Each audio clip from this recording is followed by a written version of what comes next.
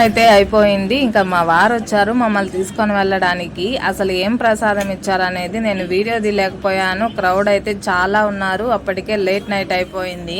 ఇంకా ఇంటికి వెళ్ళి షేర్ చేస్తాను కళ్యాణంలో మనకి ఏమేమి ఇచ్చారు అనేసి. ముందుగా అయితే 2 తమలపాకులు, ఒక వక్క ఇచ్చేసారు తాంబూలము, ఇంకా పసుపు కుంకుమ, గాజులు, పూలు, అక్షింతలు అయితే ఇచ్చారు.